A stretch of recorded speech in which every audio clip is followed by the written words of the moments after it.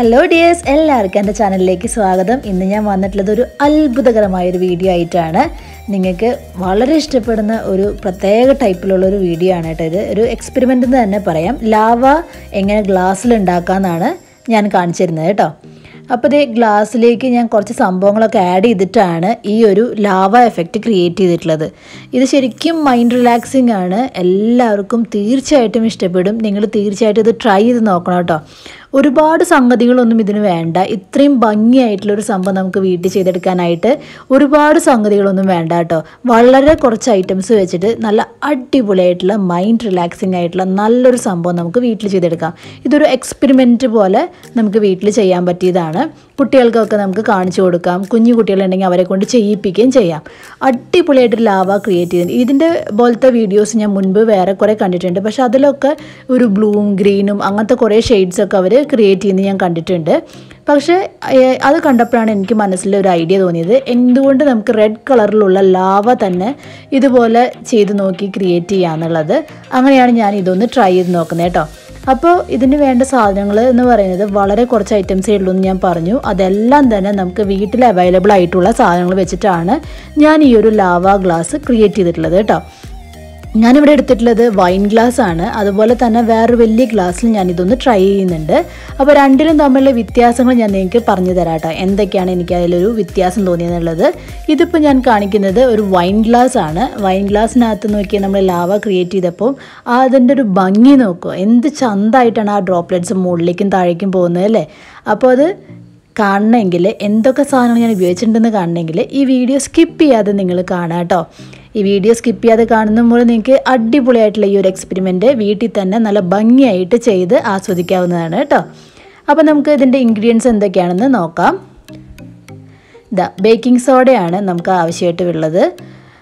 അപ്പോൾ ഇത് baking soda ഞാൻ എടുത്തിട്ടുണ്ട്. പിന്നെ ഞാനിവിടെ ഉപയോഗിക്കാൻ പോകുന്നത് റൈസ് ബാൺ ഓയിലാണ്. ഇത് വീട്ടിലങ്ങനെ ഉപയോഗിക്കാറില്ല, എങ്കിലും ഈ ഒരു ഓയിൽ വീട്ടിലിരിപ്പുണ്ടായിരുന്നു, അതുകൊണ്ടാണ് ഞാൻ അത് യൂസ് ചെയ്യുന്നത്. അല്ലെങ്കിൽ നമുക്ക് വേറെ ഏത് ഓയിൽ വേണമെങ്കിലും യൂസ് ചെയ്യാം. പിന്നെ ഇത് അവിടെ ഫുഡ് കളർ എടുത്തിട്ടുണ്ട്. ഞാൻ റെഡ് ഫുഡ് കളറാണ് എടുത്തിട്ടുള്ളത്. പിന്നെ വേണ്ടത് വിനീഗറാണ്. അപ്പോൾ ഇത്രയും ഐറ്റംസ് ഉണ്ടെങ്കിൽ നമുക്ക് അടിപൊളിയായിട്ട് ലാവ ചെയ്തെടുക്കാം കേട്ടോ. ഞാനിതാ ഇപ്പോൾ ചെയ്യാൻ പോകുന്നത് ബേക്കിംഗ് സോഡ ഈ ഗ്ലാസ്സിലേക്ക് ഇട്ട് കൊടുക്കാനാണ് പോകുന്നത്. അപ്പോൾ ഇതേ ബേക്കിംഗ് സോഡ ഞാനിവിടെ ഒരു 4 ടീസ്പൂണോളം ഇടുന്നുണ്ട് കേട്ടോ. അപ്പോൾ നമ്മൾ വല്ല കട്ടകളൊക്കെ ഉണ്ടെങ്കിൽ ഒന്ന് ഉടച്ചിട്ടൊക്കെ ഇട്ട് കൊടുക്കുന്നത് നല്ലതായിരിക്കും. അപ്പോൾ ഇതേ ഞാൻ എന്താ ഇവിടെ ഒരു 4 ടീസ്പൂൺ നമ്മുടെ ബേക്കിംഗ് സോഡ ഇട്ട് കൊടുത്തിട്ടുണ്ട്. ഇനി ഇതിൻ്റെ ഒരു 1/4 ഭാഗത്തോളം നമ്മൾ ആഡ് ചെയ്യാൻ പോകുന്നത് നമ്മുടെ റൈസ് ബാൺ ഓയിലാണ്. നമുക്ക് ഏത് വെജിറ്റബിൾ ഓയിലോ കുക്കിംഗ് ഓയിലോ ഏത് വേണേലും യൂസ് ചെയ്യാം കേട്ടോ. ഞാനിവിടെ റൈസ് ബാൺ ഓയിലാണ് യൂസ് ചെയ്യുന്നത്. ഞാൻ ഡയറ്റിൻ്റെ ടൈമിലൊക്കെ യൂസ് ചെയ്തിരുന്ന ഒരു ഓയിലാണത്. ഇപ്പം ഞാൻ അങ്ങനെ ഡയറ്റൊക്കെ ഫോളോ ചെയ്യുന്നില്ല. അതുകൊണ്ട് തന്നെ ഈ ഒരു ഓയിൽ അവിടെ ഇങ്ങനെ ഇത്തിരി വേസ്റ്റ് ആയ പോലെ കിടക്കുകയാണ്. വേറെ ആർക്കും ഇതിൻ്റെ ഒരു ടേസ്റ്റ് ഇഷ്ടമല്ലാത്തതുകൊണ്ട് അതങ്ങനെ ഇരിക്കുന്നുണ്ട്. അപ്പോൾ ഞാൻ ആ ഒരു ഓയിൽ തന്നെയാണ് ഇതിന് വേണ്ടി യൂസ് ചെയ്യുന്നത് കേട്ടോ. അപ്പോൾ ഇത് നമ്മുടെ റൈസ് ബാൺ ഓയിൽ നമുക്ക് ഈ ഒരു ഗ്ലാസിൻ്റെ 1/4 ഭാഗത്തോളം ഒഴിച്ചു കൊടുക്കാം. അപ്പോൾ അതേ 1/4 ഭാഗത്തോളം ഞാൻ ഒഴിച്ചു കൊടുത്തുകൊണ്ടിരിക്കുകയാണ്. ഇതിന് നല്ലൊരു യെല്ലോയിഷ് കളറാണ് കേട്ടോ ഈ ഒരു ഓയിലിനും. അപ്പോൾ അതേ ഈ ഓയിൽ ഞാനൊരു 1/4 ഭാഗം ഒഴിച്ചു കൊടുത്തു കഴിഞ്ഞു. ഇനി നമുക്ക് കളറ് മിക്സ് ചെയ്യാം. കളറ് ഞാൻ മിക്സ് ചെയ്യുന്നത് വിനീഗറിലാണ്. കുറച്ച് വിനീഗർ എടുത്തിട്ട് അതിലേക്ക് നമ്മൾ കളറ് മിക്സ് ചെയ്ത് കൊടുക്കുകയാണ്. റെഡ് ഫുഡ് കളറാണ് ഞാൻ മിക്സ് ചെയ്ത് കൊടുക്കുന്നത്. അതിനായിട്ട് ഞാൻ ഒരു കുഞ്ഞൊരു പാത്രം എടുത്ത് വെച്ചിട്ടുണ്ട്.